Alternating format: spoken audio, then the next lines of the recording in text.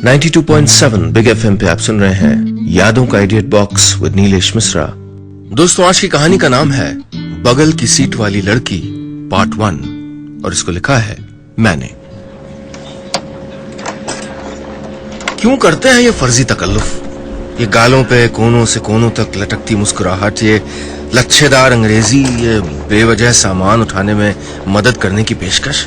अरे भाई क्यों? मैं प्लेन के अंदर घुसते ही हर बार की तरह बेतहाशा चिड़चिड़ा हो गया था। एक बेहद अर्जेंट मीटिंग के लिए अचानक दिल्ली भेजा जा रहा था। एयर होस्टेस ने मुस्कुरा के स्वागत किया, गर्दन को हल्के से बाईं तरफ झुकाया क्योंकि शायद उसे किसी ने बताया होगा कि वो ऐसे खूबसूरत लगती है, या शायद एयर होस्टेस ट्रेनिंग स्कूल में कई लाख रुपए देके सीखा होगा। फिर उसने किसी तराजू के पलड़े की तरह एक और लटें ज्यादा गिराईं और बोली, वेलकम ऑन बोर्ड सर। फिर फर्जी। डर लगता है उड़ने से पहले। सफर से पहले की रात चैन से कभी नहीं सो पाता। देखिए देख रहे हैं, अनाउंसमेंट सुनिए जरा। फ्लाइट देर से चल रही है तो महारानी कह रही हैं, इस देरी से अगर कोई सुविधा हुई हो तो इनको खेद है। अगर असुविधा हुई, ये तमीज है आपकी कि माफी भी शर्त के साथ मांगेंगे कि जी मैंने आपको बिना बात के मुक्का मारा, अगर आपको तकलीफ हुई हो तो माफी चाहता हूं। अरे यार, मैं इतना झुंझला क्यों रहा हूं? पर देखिए खुद ही, ये कहने की क्या जरूरत है कि अगर जहाज को पानी में उतरना पड़ा तो यहां छलांग लगाना, वहां ऑक्सीजन सूंघना। अरे क्यों कह रहे हो भाई ये सब? कभी समझी है किसी ने हम नर्वस फ्लाइट्स की व्यथा? कैसे एक एक मिनट गुजरता है जहाज में। शायद मैं इसलिए भी फ्लाइट्स पे कुछ ज्यादा चिड़चिड़ा हो जाता हूं क्योंकि फ्लाइट्स में डर के जिसका हाथ थाम लिया करता था उसने मेरी जिंदगी से हाथ खींच लिया। शायद मैं इसलिए आज हर बात पे झल्ला रहा हूं क्योंकि ऐसा लग रहा है जैसे बस मैं ही हूं इस पूरे जहाज में जो अकेला है। बाकी सबके पास बीवियां हैं, बॉयफ्रेंड्स, गर्लफ्रेंड्स हैं। मेरे पास तो लड़ने को भी नहीं बचा कोई। अब एक बेवकूफ लड़की न जाने कब जिंदगी से चली गई, पर मन से जाने का नाम ही नहीं लिया। इतने साल कितने जतन किए, कितने पागलपन पाले, कितनी बुरी लतें पाली और छोड़ दी, पर यह कमबख्त मन एक शैतान बच्चा हो जैसे, जो किसी तरह बहलता ही नहीं। सपनों का लड्डू खिलाओ, उम्मीदों का शहद चटाओ, यारों के साथ का खिलौना पकड़ाओ, फिर भी अकड़ू बना रहता है। शायद किसी का साथ चाहता है फिर से। शायद मुझसे कहना चाहता है कि बेटा बहुत बरस बीत गए तुझे देवदास बने बने, अब ये हसीन ट्रेजेडी भूल जा और किसी हसीना के हुस्न का दामन थाम ले। लेकिन कहां ढूंढे भैया दामन? यहां दफ्तर की मसरूफियत के लंगोट से पीछा छूटे तब तो थामे ना किसी का दामन। अब देखिए ना, एक तो इतना डर लगता है हमें फ्लाइट में, और दूसरे इतने अकेले पड़ जाते हैं हम।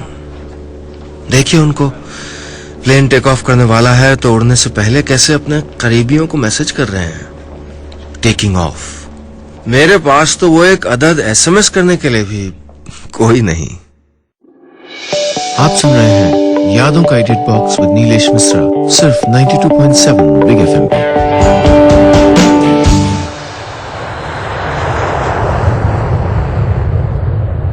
फ्लाइट चल पड़ी। मैंने अपना ध्यान बांटने के लिए सामने वाली सीट के पीछे लगे भूरे कपड़े की प्रिंट में पीले डॉट्स गिनने शुरू कर दिए। मुझे लगता है कि इतने वक्त से अकेले रहते रहते मैं कुल मिला के थोड़ा सनकी टाइप हो गया हूं। समझ ही नहीं पाता हूं कि अकेलापन चाहिए कि नहीं चाहिए। अकेलेपन की चिड़िया फुर फुर करके एक कंधे से दूसरे पे बैठती रहती है कमबख्त। अकेलापन। लोगों के लिए अकेलेपन के अलग अलग मायने होते हैं। कुछ के लिए ये मकान मालिक है जो आता है अपना हिसाब बराबर करने, लेकिन महीने 2 महीने में एक बार सर पे नहीं बैठा रहता। कुछ के लिए ये घर के बगल में अपनी पत्नी को रोज गाली देके पीटने वाला पड़ोसी है जिससे नफरत होती है, पर जिसका चेहरा रोज शाम फिर भी देखना पड़ता है। कुछ लोगों के लिए यह अकेलापन वो यार है जो जब चाहता है धमक पड़ता है। मैं अकेलेपन की एक छोटी सी पुड़िया बना के जेब में रखता हूं क्या जाने कब काम आ जाए। जब मन किया निकाली और थोड़ा सा अकेलापन फांक लिया।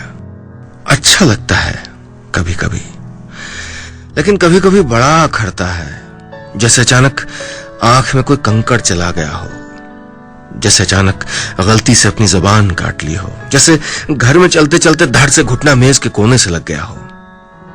ऐसे ही होता है ना अकेलापन, मेज के नुकीले कोने की तरह। आप भी सोच रहे होंगे अकेलेपन पे पीएचडी लिखने बैठ गया कमबख्त फ्लाइट पे। लेकिन क्या करूं, जब भी फ्लाइट में जाता हूं मन शायद जहाज में उड़ने के डर से बचने के लिए अपनी ही उड़ानें भरने लगता है। याद करता है, अफसोस करता है, कभी कभी किसी बात पर थोड़ा खुश हो लेता है। यूं तो मेरा रिश्ता टूटे बड़ा वक्त हो गया, लेकिन दिल है कि टूटने की रस्म लगातार निभाया जा रहा है। जैसे दर्द ना हो, द्रौपदी का चीर हो जो कभी खत्म ही नहीं होगा। हवाई जहाज, याद, दर्द और मैं, हम चार पुराने यार हैं।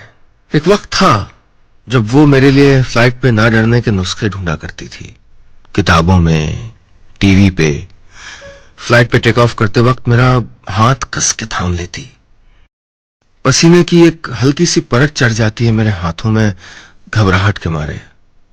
वो परत उसके हाथों के स्पर्श के सहारे हवा में 2 घंटे निकाल लेती थी। फिर एक दिन वो भी दिल के किसी जहाज पे फ्लाइट लेके किसी और के साथ कहीं उड़ गई। रह गया मैं अकेला जहाज की आइल सीट पे बैठा। जिंदगी की विंडो सीट पे बैठ के कभी खुले आसमान को देखने का साहस उठा पाऊं, ये ख्वाब देखता हुआ।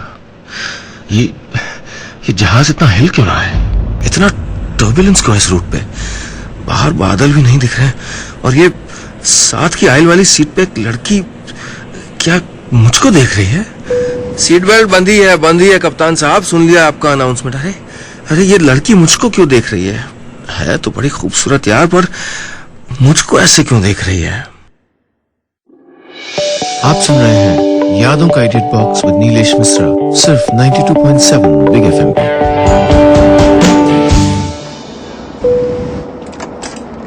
अगर भावनाओं के गणित के हिसाब से देखा जाए तो स्थिति काफी अनुकूल है। ये तस्वीर बस कुछ ऐसी ही थी जैसे हम कॉलेज के दिनों में चाहते थे। मैं अकेला दुनिया से 35,000 फीट दूर एक हवाई जहाज में, और बगल में एक खूबसूरत लड़की जो मुझको देख रही है। लेकिन इस भावनाओं के गणित और उस किताबों के गणित दोनों में मैं बचपन से काफी कमजोर रहा हूं। गिनतियां और लड़कियां दोनों से घबराता रहा हूं मैं। 1 मिनट, मैंने अभी अभी अपनी आंखों के कोनों से देखा, अपनी किताब के पन्नों में गुम है वो। कानों में हेडफोन लगाए शायद संगीत सुन रही है। बाल किसी आलसी बच्चे की तरह लुढ़क के बाजुओं तक पहुंच गए हैं।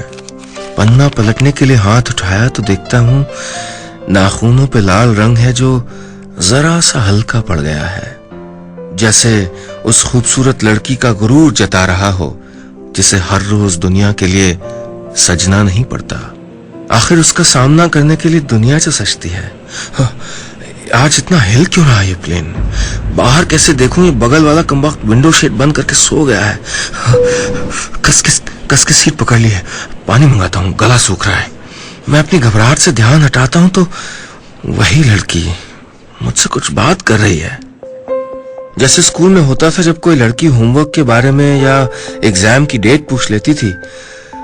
मेरा हाथ सीधे बालों में चला जाता है उनको ठीक करने के लिए। चाहे जितने बड़े हो गए हों, जितना कमा लें, जितने ईएमआई ले लें, जितने रिश्ते बना लें, तोड़ लें, हम मर्दों के अंदर का स्कूल बॉय कहां कभी बड़ा होता है। वो बोली, फिक्र मत कीजिए, प्लेन का चलना सड़क पे चलने से 1000 गुना सेफ होता है। जब मैं छोटा था तो क्लास के उन लड़कों से बड़ा जलता था जो लड़कियों से बात करने की तमीज जानते थे। आज सोच रहा हूं क्यों नहीं सीखी वो दुर्लभ कला। वो लड़की अपने किताब में बुकमार्क लगा के मेरी ओर पलटती है और कहती है, बचपन में मैं भी बड़ी नर्वस फ्लायर थी, लेकिन धीरे धीरे सारा डर चला गया और 5 साल से एयरलाइन में नौकरी भी कर रही हूँ। अभी घर जा रही हूँ छुट्टी पे। ये रूट मानसून में कुछ ज्यादा खराब हो जाता है कभी कभी, लेकिन आप परेशान मत होइए। मेरी खूबसूरत फेलो पैसेंजर दिल की नेक है और एयर होस्टेस भी है। अरे वो यूं कह रही है तो मैं अचानक कुछ ज्यादा महफूज महसूस करने लगा हूं। दुनिया का अनकहा कानून है कि लड़कियां जब ऐसे अधिकार से कुछ कहती हैं तो यकीन मानिए वो सच होता है।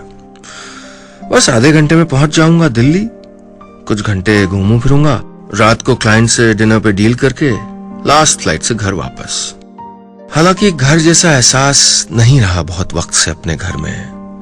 हालांकि होटल के कमरों में रहने की इतनी आदत पड़ गई है कि उनमें भी एक जाना पहचाना सा घरेलूपन ढूंढता हूं। हालांकि अचानक टर्बुलेंस फिर शुरू हो गई है। धाड़ धाड़ धाड़ प्लेन हिलने लगा है। ये क्या हो रहा है? कुछ मिनटों बाद पायलट माइक पे आया और बोल रहा है कि मौसम खराब होने के कारण फ्लाइट जयपुर डाइवर्ट की जा रही है। मैंने पलट के उस लड़की की ओर देखा।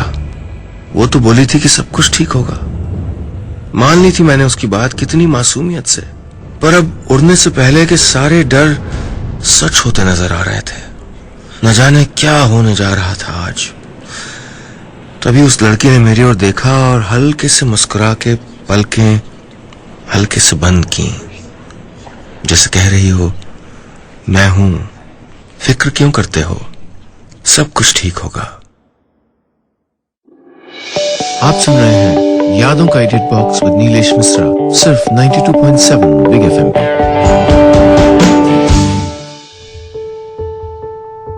मेरे मन का मौसम जहाज के बाहर के मौसम से कुछ खास अलग नहीं था। मेरा दिन का मौसम खराब बन के शुरू हुआ था। बीच में 1-2 अच्छे पलों के छींटे बरस गए थे एक खूबसूरत हमसफर के रूप में, और अब अचानक फिर गहरे बादल छा गए थे। पायलट ने जहाज जयपुर डाइवर्ट करने की बात कही और मेरा दिल बैठा जा रहा था। मेरी दिल्ली की मीटिंग इतनी जरूरी थी कि इतवार के दिन मुझको हुक्म दे के बॉस ने भेजा था। क्लाइंट उसी रात अमेरिका जा रहा था। पायलट कहां जानता था मेरे जीवन का कुचक्र, एक आम हिंदुस्तानी के जीवन का कुचक्र। पायलट कहां जानता था कि मीटिंग इसलिए जरूरी थी क्योंकि डील क्लोज करनी थी किसी भी हालत में आज। पायलट कहां जानता था कि डील क्लोज करनी इसलिए जरूरी थी क्योंकि बॉस को खुश करना था।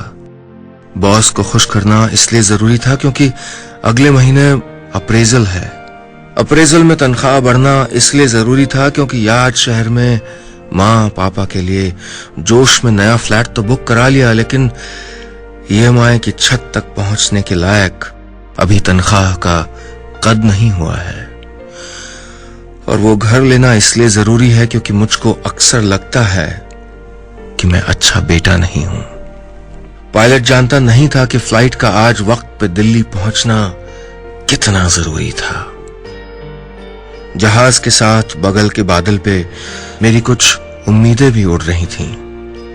एक बेहतर बेटा बनने की उम्मीद, खुद को यह साबित करने की उम्मीद कि नहीं बॉस गलत कहता है, मैं निकम्मा नहीं हूं, मैं कुछ करके दिखाऊंगा। मैं अपने माँ बाप के लिए एक नया घर लूंगा ताकि वो उस पुराने रिश्ती टोटियों वाले, चटखते दरवाजों वाले, उखड़ती पुताई वाले घर में ना रहे। जहाज उतरने की तैयारी करने लगा है। एयर होस्टेस पहली से आखिरी रो तक चल के देख रही है कि किसी की सीट बेल्ट खुली तो नहीं है।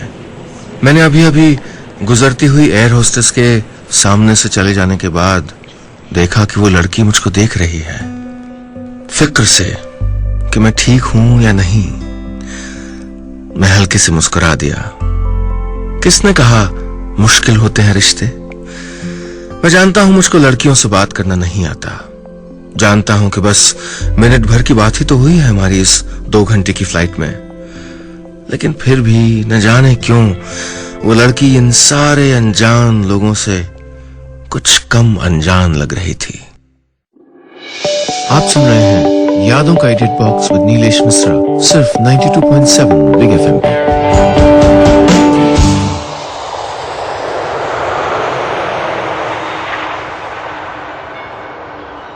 जहाज जयपुर में उतर चुका था। मेरा सर फटा जा रहा था, दिमाग एकदम काम नहीं कर रहा था। अपना लैपटॉप बैग उठा के मैं धीरे धीरे चल पड़ा।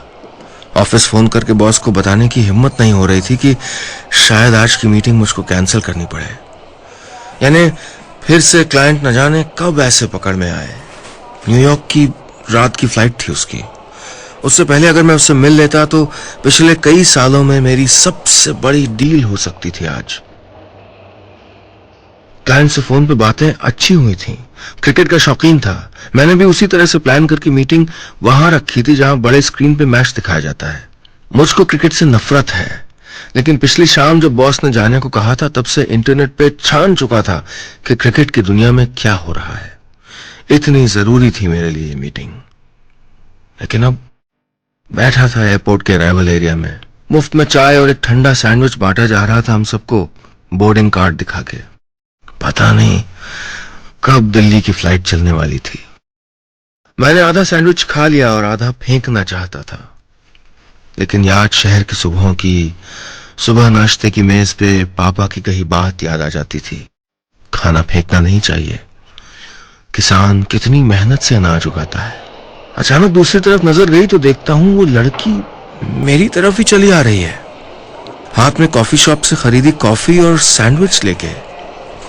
मेरी धड़कनें तेज। साथ में बैठ गई और कहा, अब तो ठीक है आप, जहाज जमीन पे है और आप भी। मैं मुस्कुरा पड़ा। वो बोली, मैंने एयरलाइन वालों से पूछा है, वो दिल्ली से कांटेक्ट कर रहे हैं, जैसे विजिबिलिटी ठीक होगी ये दूसरा प्लेन अरेंज करवाएंगे। मैंने कहा, जी। फिर कुछ देर खामोशी।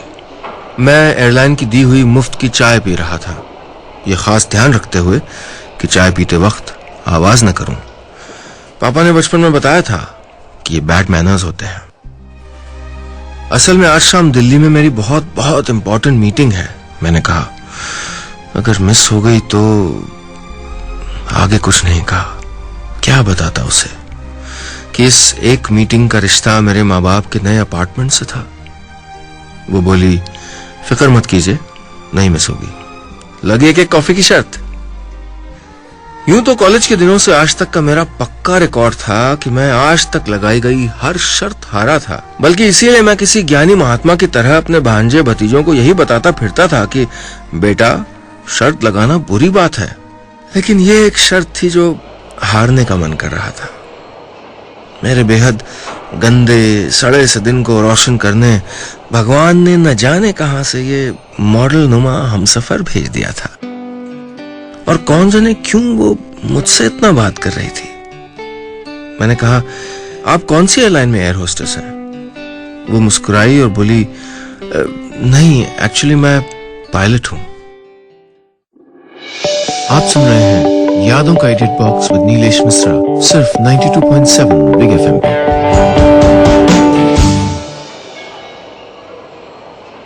मैं शर्म से अपनी मुफ्त की चाय के प्याले में डूबा जा रहा था। जिस लड़की को उसकी खूबसूरती के कारण मैं एयर होस्टेस समझ बैठा था, वो असल में पायलट थी। डबल फाउल किया था।